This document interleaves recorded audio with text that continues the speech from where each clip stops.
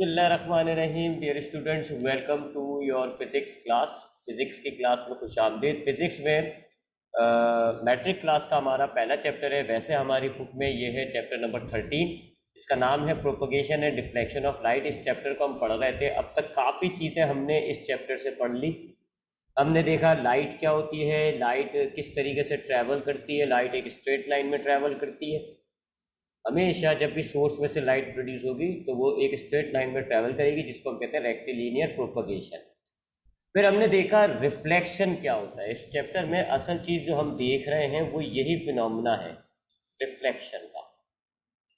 मैंने आपको बताया रिफ्लेक्शन क्या होता है कि अगर आपके सामने मिरर है और लाइट मिरर से टकराती है तो लाइट जिस मीडियम में होती है उसी मीडियम में वापस मुड़ जाती है, bounce back into the same medium. तो इस फिनोमिना को, जिसमें लाइट एक ऑब्जेक्ट से टकराकर वापस उसी मीडियम में मुड़ जाए, जिस मीडियम में थी वो उसी मीडियम में वापस मुड़ जाए, इस फिनोमिना को आप कहते हो रिफ्लेक्शन। जो लाइट टकरा रही होती है उसको आप इंसिडेंट रे कहते हो। जो टकरा के मुड़ के वापस जा रही है उसको आप रिफ्लेक्टेड रे कहते हो। और अगर आप एक होता है पॉइंट ऑफ इंसिडेंस, यानी कि जहाँ पे इंसिडेंट रे और रिफ्लेक्टेड रे मिल रही होती है, ठीक है। तो सपोज करें जी, ये आपके पास आ गया जी मिरर, ठीक है। ये आपकी लाइट आने वाली है और ये वाली जो है आपकी लाइट टकरा के जा रही है, ठीक है। तो ये जो लाइट आ रही है इसको आप कहते हो इंसिडेंट रे। इंसिडेंट रे जो टकरा के जा रही है इसको आप कहते हो रिफ्लेक्टेड रे। जिस पॉइंट पर ये दोनों मिल रही होती हैं इसको आप कहते हो point of incidence. Point of incidence से हम एक 90 डिग्री के एक एंगल पर लाइन ड्रॉ करते हैं। 90 डिग्री एंगल के एतबार से देख लें जी, ये 90 डिग्री का एंगल हो रहा है। तो इस लाइन को हम कहते हैं नॉर्मल। नॉर्मल और इंसिडेंट रे के दरमियान एक एंगल बन रहा होता है, ये देखें ये वाला, इसको आप कहते हो एंगल ऑफ इंसिडेंस। नॉर्मल और रिफ्लेक्टेड रे के दरमियान भी एक एंगल बन रहा होता है, इसको आप कहते हो एंगल ऑफ रिफ्लेक्शन। ये टर्म्स होती हैं जी जो आपको याद रखनी है। फिर हमने बात की थी laws of reflection of light की, कि लाइट का जब भी रिफ्लेक्शन होगा दो बातें लाजमी होती हैं जिनको आप कहते हो लॉज, टू लॉज। पहला लॉ ये कि ये जो इंसिडेंट रे होती है, नॉर्मल होती है, रिफ्लेक्टेड रे होती है, ये जो पॉइंट ऑफ इंसिडेंस होता है, they all lie in the same plane.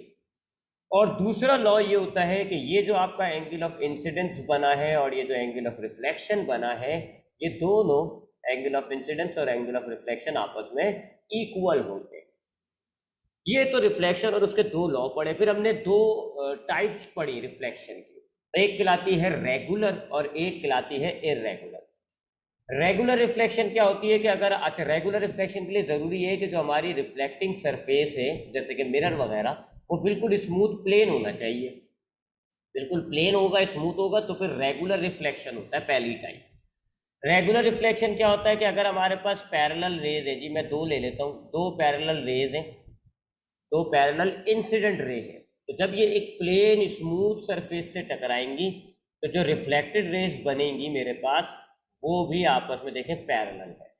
ये इंसिडेंट रे नंबर 1, ये इंसिडेंट रे नंबर 2, दोनों पैरेलल हैं। और ये रिफ्लेक्ट होकर जो जा रही है reflected ray number 1, reflected ray number 2, ये दोनों भी आपस में पैरेलल है। इसको हम कहते हैं रेगुलर रिफ्लेक्शन। रेगुलर रिफ्लेक्शन के लिए ज़रूरी है कि आपकी सरफेस प्लेन होनी चाहिए। जबकि अगर ये सरफेस प्लेन नहीं होती, लेट सपोज ये सरफेस प्लेन नहीं होती, ऐसी रफ होती, तो फिर हमें रेगुलर नहीं इरेगुलर रिफ्लेक्शन मिलता। दूसरी टाइप इरेगुलर रिफ्लेक्शन क्या होता है कि अगर हमारे पास पैरेलल इंसिडेंट रे हैं और एक वो रफ सरफेस से टकराती हैं, तो फिर जो रिफ्लेक्टेड रे होंगी वो पैरेलल नहीं होंगी, उनके दरमियान गैप कम भारी हो सकता है जी, एक कहीं जा रही होगी, एक कहीं जा रही होगी, बिखरी भी होती है। इसको हम कहते हैं इरेगुलर रिफ्लेक्शन। उसके बाद हमने पढ़ा प्लेन मिरर क्या होता है।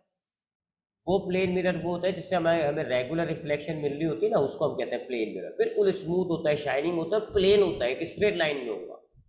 फिर हमने देखा प्लेन मिरर से इमेज कैसे बनाया जाता है। हमने ऑब्जेक्ट रखा, ऑब्जेक्ट में से दो लाइट रेज ली, दोनों को लॉज ऑफ रिफ्लेक्शन के मुताबिक रिफ्लेक्ट करा दिया। जितने एंगल से टकरा रही थी उसी एंगल से रिफ्लेक्ट हो रही थी। जैसे कि हमने ये लिया था एक प्लेन मिरर, यहाँ हमने रखा ऑब्जेक्ट, ये ए पॉइंट पे हमने रखा ऑब्जेक्ट, हमने दो लाइट रे ली, एक बिल्कुल ऐसे 90 डिग्री से आके टकराई, जाहिर बात है 90 डिग्री एंगल ऑफ इंसिडेंस हो गया तो 90 डिग्री एंगल ऑफ रिफ्लेक्शन भी हो जाएगा, तो वो इसी 90 डिग्री एंगल के साथ वापस मुड़ के चली गई, सीधी सी आई, टकराई और वापस आ गई। और दूसरी लाइट रे हमने ये ली जी, ठीक है, ये जो भी एंगल ऑफ इंसिडेंस बन रहा होगा उसी एंगल ऑफ रिफ्लेक्शन से ये रिफ्लेक्ट हो गई। ये अब इनकी इमेज हमने कैसे हासिल किया इस ऑब्जेक्ट का, हमने देखा कि जी यहाँ पर एक रिफ्लेक्टेड रे यहाँ पाई जा रही है हमारे पास, एक रिफ्लेक्टेड रे ये दोनों तो नहीं मिलेगी, हमने इनको पीछे वर्चुअल एक्सटेंड किया, इसको हमने ऐसे एक्सटेंड किया और इसको हमने ऐसे एक्सटेंड किया, ये दोनों जहाँ पर ये एक्सटेंड होकर मिल रही हैं इस पॉइंट पर हमारा इमेज बनता है।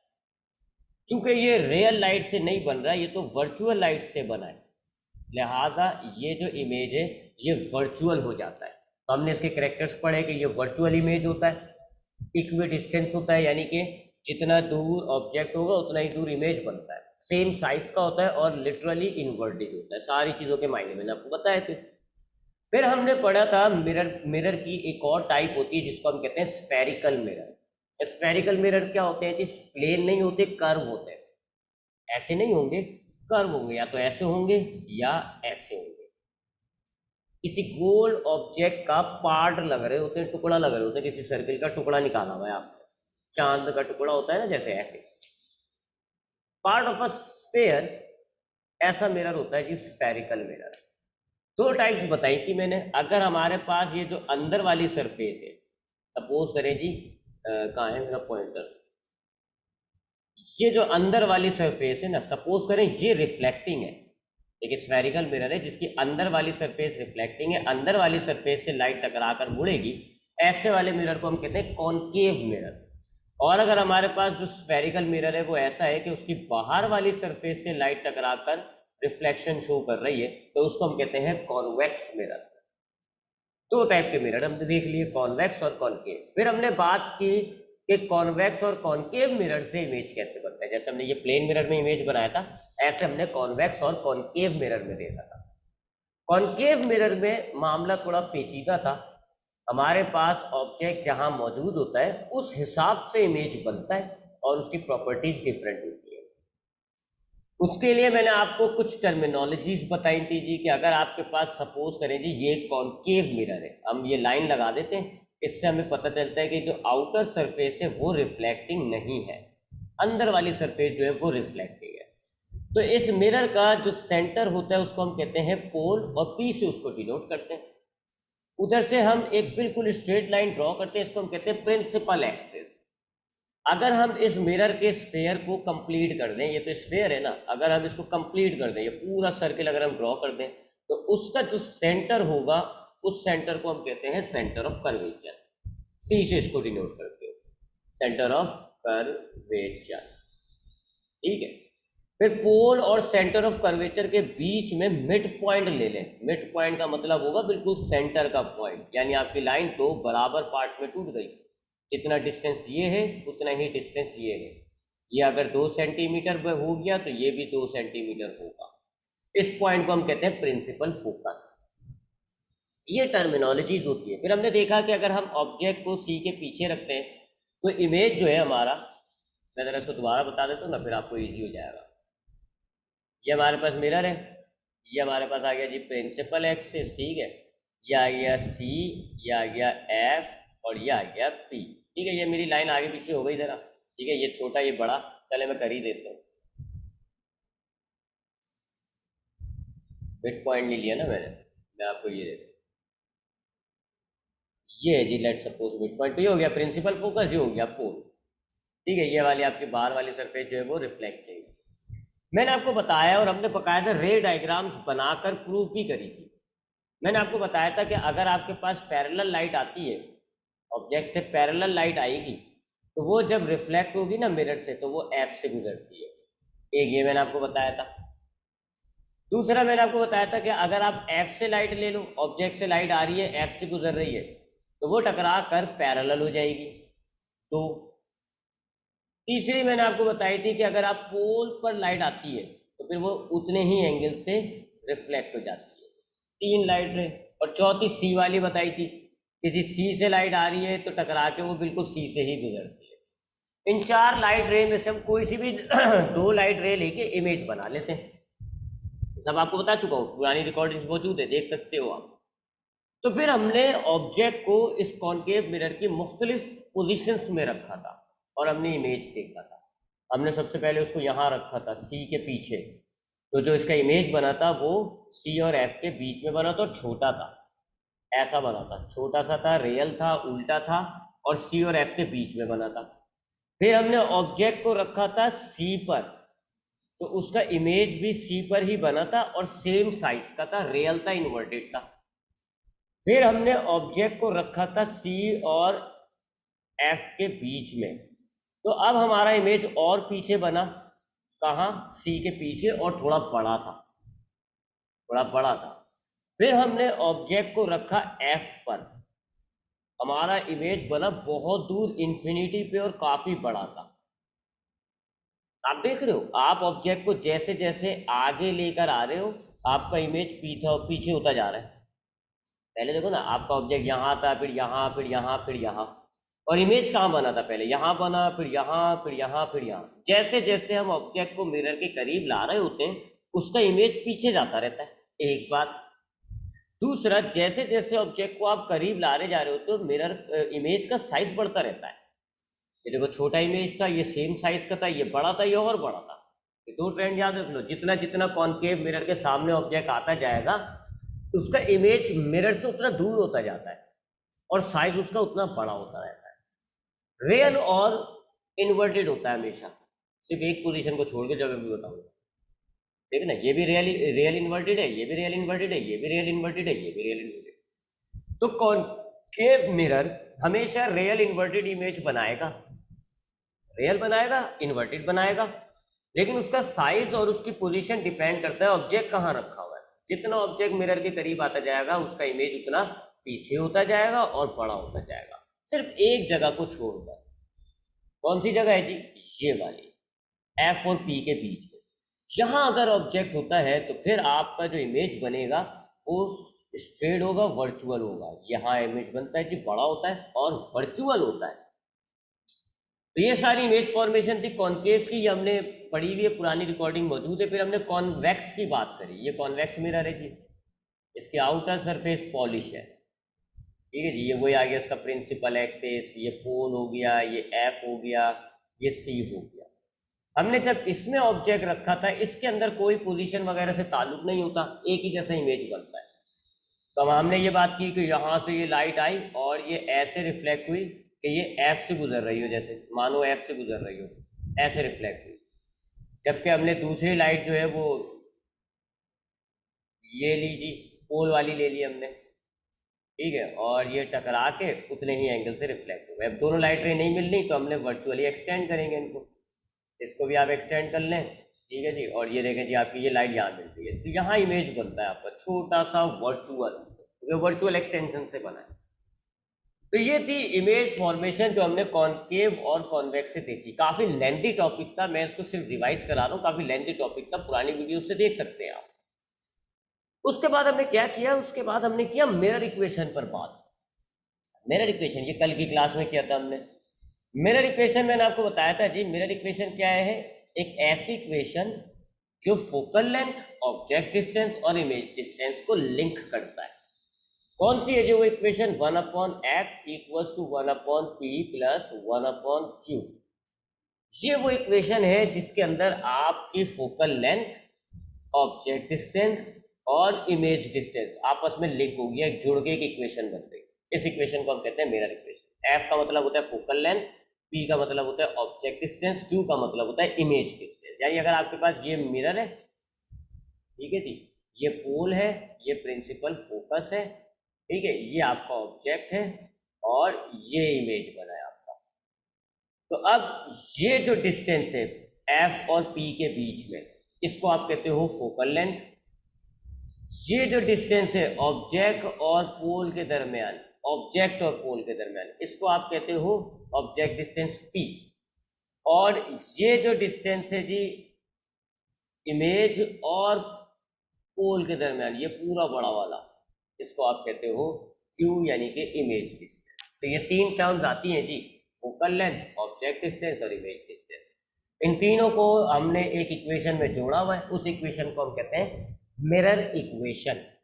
कल हमने इस इक्वेशन को ड्राइव भी किया था। आज हम बात जो करने जा रहे हैं वो है साइन कन्वेंशन की सबसे पहले, और उसके बाद मैग्निफिकेशन की। फिर ये चैप्टर हमारा खत्म हो जाएगा, उसके बाद न्यूमेरिकल आएंगे। सबसे पहले बात करते हैं हम साइन कन्वेंशन। क्या होता है जी साइन कन्वेंशन, और फिर कौन कौन से साइन कन्वेंशन को इस्तेमाल किया जाता है। देखिए न्यूमेरिकल्स के अंदर न्यूमेरिकल्स के अंदर हमारे पास आएगा फोकल लेंथ। न्यूमेरिकल्स हम जब सॉल्व करेंगे तो हमारे पास लिखा हुआ होगा कि एक मिरर है, उसका फोकल लेंथ जो है वो 10 सेंटीमीटर है फॉर एग्जाम्पल। इसी तरह लिखा हुआ होगा जो उसका इमेज बन रहा है, इमेज डिस्टेंस जो है वो 20 सेंटीमीटर है। ठीक है, तो हमने लिख देंगे एफ जो है यानी focal length 10 centimetre, image distance Q. ये 3 टर्म जहन में रख लिएगा, बहुत काम का है। फोकल लेंथ क्या होता है, प्रिंसिपल फोकस और पोल तक का फासला। ऑब्जेक्ट डिस्टेंस को आप पी से डिनोट करते हो, इमेज डिस्टेंस को आप क्यू से। ये 3 चीजें बहुत अच्छी तरह जहन में आनी चाहिए आपके, एफ पी और क्यू क्या होता है।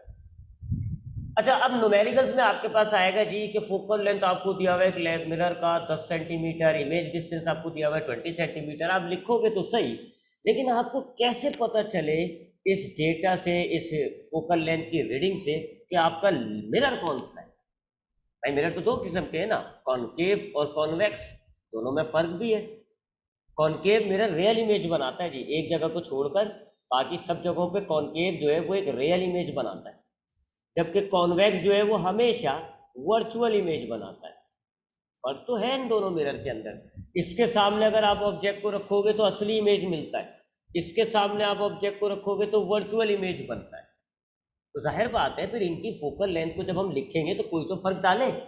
जैसे आपको याद होगा, आपने एक्सेलरेशन ड्यू टू ग्रेविटी पढ़ा हुआ है 9th क्लास में, कि अगर हमारे पास ये ज़मीन है, ये बॉल है, अगर ये नीचे आ रही होती है तो चूंकि अर्थ की तरफ मूव हो रही है तो हम एक्सेलरेशन ड्यू टू ग्रेविटी को पॉजिटिव लेते हैं, और अगर यही बॉल ऊपर जा रही होती है, चूंकि ये ज़मीन के अर्थ के अगेंस्ट जा रही है, तो हम एक्सेलरेशन ड्यू टू ग्रेविटी को नेगेटिव लेते हैं। ये क्यों कर रहे होते हैं जी, ताकि हमें आइडेंटिफिकेशन हो जाए। अगर आपके पास जी लिखा हुआ है +9.8 तो आप समझ जाओगे कि आपकी जो बॉल है वो नीचे आ रही है। अगर आपको जी दिया जा रहा है -9.8, आप समझ जाओगे कि ये ऊपर जा रही है। माइनस प्लस को हम आइडेंटिफिकेशन के लिए यूज कर रहे हैं। समझ आ रही है बात। देखो ना, मैं आपको बोलूँ जी जो है एक एक बॉल है, पता नहीं ऊपर जा रही है पता नहीं नीचे जा रही है, लेकिन मैंने आपको जी की वैल्यू दी है -9.8, आप समझ गए जी कि वो ऊपर जा रही होगी। इस माइनस साइन की वजह से आपको आइडेंटिफाई हो गया कि आपका बॉल ऊपर जा रहा है कि नीचे जा रहा है। ये साइन जो होता है फिजिक्स के अंदर, ज्यादातर साइन का मतलब होता है आइडेंटिफिकेशन। अगर मैं जी को प्लस कर देता आप समझ जाते बॉल नीचे आ रही है। मैं आपसे बोलूं फोर्स, आपका ऑब्जेक्ट ऐसे मूव कर रहा है, ये उसकी डायरेक्शन ऑफ मोशन है। मैं आपको दूं इस पे फोर्स, लगने वाली फोर्स जो है वो दूंगा 10 न्यूटन प्लस की है, आप समझ जाओगे फोर्स इसी डायरेक्शन में लग रही है। मैं आपको बोलूंगा -10 न्यूटन, उल्टी डायरेक्शन है, आप समझ जाओगे माइनस है ना, इसका मतलब है मोशन के अगेंस्ट लग रही है फोर्स। डायरेक्शन बता रहा है साइन आपको। प्लस का मतलब है फोर्स की मोशन की सेम डायरेक्शन है, माइनस का मतलब है फोर्स और मोशन की अपोजिट डायरेक्शन है। तो यहाँ पर भी हम साइन यूज करेंगे कॉन्वेक्स और कॉनकेव के लिए। कॉनकेव मिरर होता है तो हम फोकल लेंथ को पॉजिटिव लेते हैं, कॉन्वेक्स मिरर होता है तो हम फोकल लेंथ को नेगेटिव लेते हैं। That is only for identification. ये आइडेंटिफिकेशन हो रही है इससे। अब आप बताओ ना, आपको मैंने पहले लिख देता हूँ साइन कन्वेंशन, फिर आप खुद ही अंदाजा लगा लोगे। अगर आपके पास न्यूमेरिकल्स में कॉनकेव मिरर आएगा ना, यदि an object is placed in front of a concave mirror, तो रिमेंबर आप फोकल लेंथ जो भी होगी उसको आप लिखोगे पॉजिटिव में, पॉजिटिव साइन डालोगे। इसी तरीके से अगर आपके पास न्यूमेरिकल में कॉन्वेक्स मिरर आता है, कॉन्वेक्स मिरर आता है, तो फिर आप फोकल लेंथ को, भले जो भी फोकल लेंथ दी गई उसको माइनस साइन में इंडिकेट करोगे, माइनस साइन लगा दोगे। That is for identification. अब मैं आपसे बोलूँ एक मिरर है, उसका फोकल लेंथ है +20 सेंटीमीटर, आप समझ गए कि वो कॉनकेव मिरर है। मैं आपको बोलूँ एक न्यूमेरिकल में कि फोकल लेंथ जो है मिरर की वो है कि -20 सेंटीमीटर, आप समझ जाओगे माइनस की वजह से समझ जाओगे कि वो मिरर कॉन्वेक्स है। ये साइन कन्वेंशन होगी, हम फोकल लेंथ के आगे साइन लगा देंगे जिससे हमें पता चल जाएगा कि हमारा मिरर कॉनकेव है या कॉन्वेक्स है। प्लस क्यों लगा रहा है? क्योंकि हमारी नफ्सियाती तौर पे हम रियल को अच्छा मानेंगे, वर्चुअल को बुरा मानेंगे, और नफ्सियाती तौर पे हम पॉजिटिव साइन को प्लस मानते हैं, अच्छा मानते हैं, नेगेटिव साइन को माइनस मानते हैं। मैं आपसे बोलूँ आपके नंबर पॉजिटिव आए, आप समझ जाओगे अच्छा है। मैं आपसे बोलूँ आपके नंबर नेगेटिव हो गए, आप समझ जाओगे कम हो गए। तो यूं हम रियल इमेज बना रहा होता है ना, कॉनकेव मिरर रियल इमेज बना रहा होता है, इसलिए हम उसकी फोकल लेंथ को प्लस ले रहे हैं। कॉन्वेक्स मिरर वर्चुअल इमेज बनाता है ना, इसलिए हम इसकी माइनस ले रहे होते हैं फोकल लेंथ को। ये नफ्सियाती है जी हमारा, जरूरी नहीं है, कहीं लिखा हुआ नहीं है कि रियल पॉजिटिव होता है, बस हम रियल को अच्छा कहते हैं, वर्चुअल को हम बुरा कहते हैं। अब मैं बोलूँ आपसे, आप अपनी मर्जी से इसके साइन डालो, आप कहोगे रियल अच्छा है तो साइन में अच्छा वाला लिखूंगा इसके आगे, वर्चुअल बुरा होता है आप कहोगे मैं इसके आगे साइन भी बुरा वाला डालूंगा, नेगेटिव। यूँ हमने पॉजिटिव नेगेटिव का डाला हुआ है। तो याद रखिएगा, अगर हमारे पास कॉनकेव मिरर यूज होता है तो हम उसकी फोकल लेंथ को प्लस में मेंशन करते हैं। Why? Because concave mirror real image बनाता है।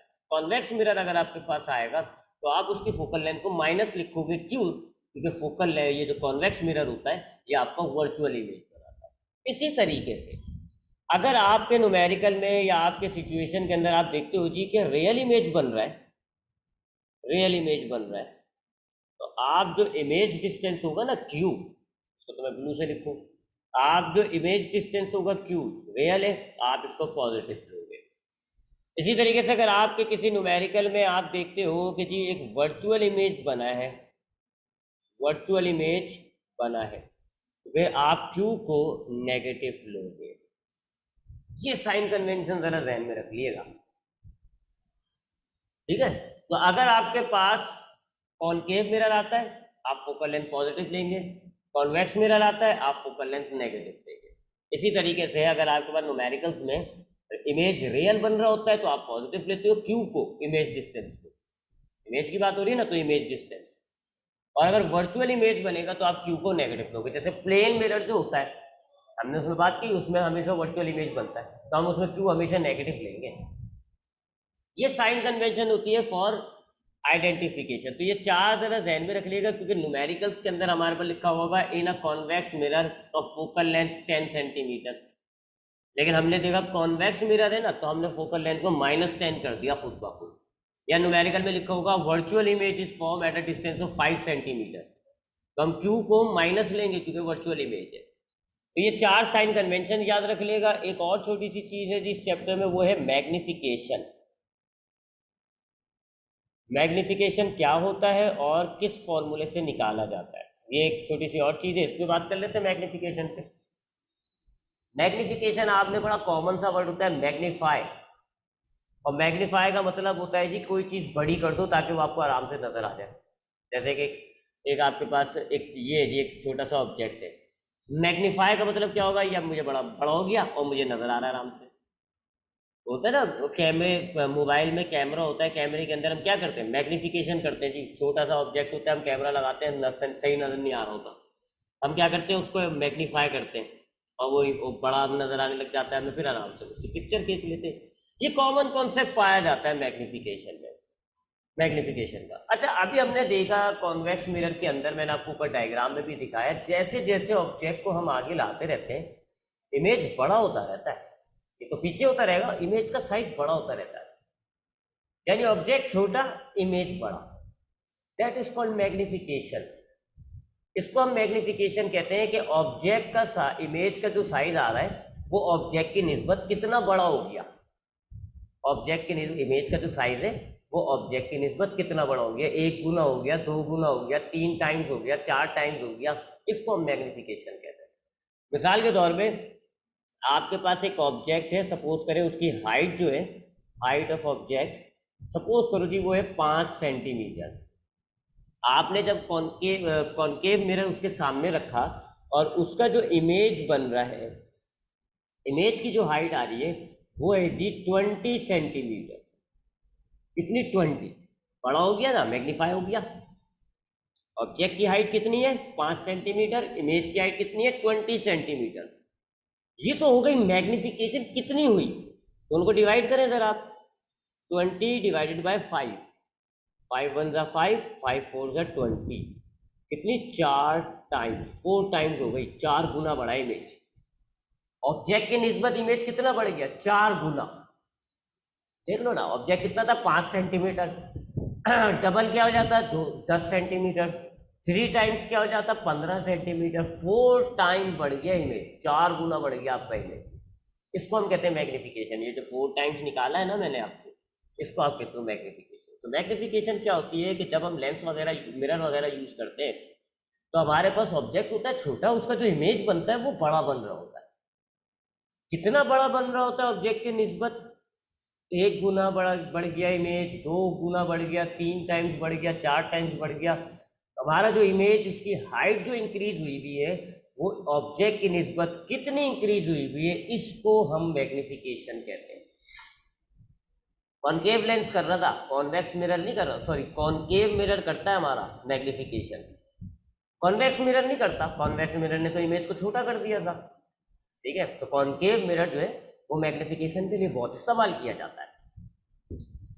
ये होती है मैग्निफिकेशन। मैग्निफिकेशन क्या होगा कि अगर आपके पास एक छोटा सा टाइनी सा ऑब्जेक्ट है और अगर आप एक उसके आगे मिरर रखते हैं और उसका जो इमेज बनता है वो बड़ा है, साइज में, हाइट में वो बड़ा है, तो कितना बढ़ गया ऑब्जेक्ट से। अगर हम कंपेयर करें तो हमारा इमेज ऑब्जेक्ट से कंपेयर करने के बाद कितना बढ़ रहा है, 1 गुना बढ़ रहा है, उसका साइज डबल हो गया, उसका साइज 3 गुना हो गया, 4 गुना हो गया, इसको हम मैग्निफिकेशन कहते हैं।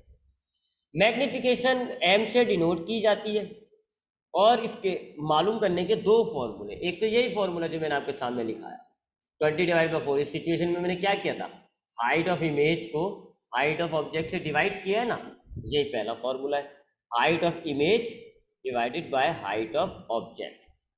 यानी आपके इमेज की जो कद है, जो उसकी हाइट है, उसको डिवाइड कर दें आप ऑब्जेक्ट की हाइट से, आपको पता चल जाएगा आपका इमेज कितना गुना बढ़ गया, कितना टाइम्स जो है वो उसका इंक्रीज हुआ है। ये पहला फॉर्मूला होता है इसका। जबकि दूसरा फॉर्मूला जो है मैग्निफिकेशन मालूम करने का, वो क्या है जी, m is equal to q divided by p. Q और पी तो वही है जो मिरर फॉर्मूले में थे। क्यू क्या होता है, इमेज का डिस्टेंस जो होता है, इमेज डिस्टेंस कहते हैं इसको, और पी क्या है, ऑब्जेक्ट डिस्टेंस, यानी आपका इमेज कितना दूर है, आपका ऑब्जेक्ट कितना दूर है। तो ये 2 फॉर्मूले होते हैं। अगर हमें ऑब्जेक्ट और इमेज की हाइट दी हुई होती है, इनके कद दिए हुए होते हैं, लंबाई दी हुई होती है, तो H I divided by H O वाला फॉर्मूला यूज करके आप मैग्निफिकेशन निकाल सकते हैं। और अगर आपको ये बताया हुआ होता है कि आपका इमेज कितना दूर है, ऑब्जेक्ट कितना दूर है, तो फिर आप मैग्निफिकेशन के लिए दूसरा फॉर्मूला यूज करते हैं, क्यू डिवाइडेड बाई पी।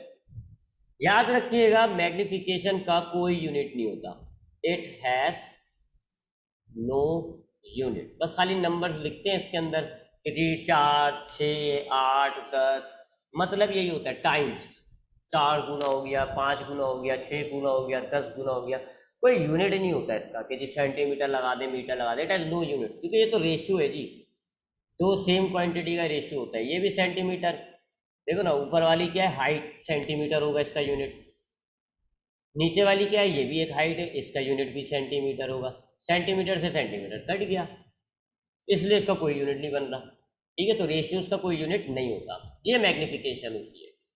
तो ये 2 टॉपिक हमारे रह गए थे इस चैप्टर में, एक साइन कन्वेंशन और एक मैग्निफिकेशन।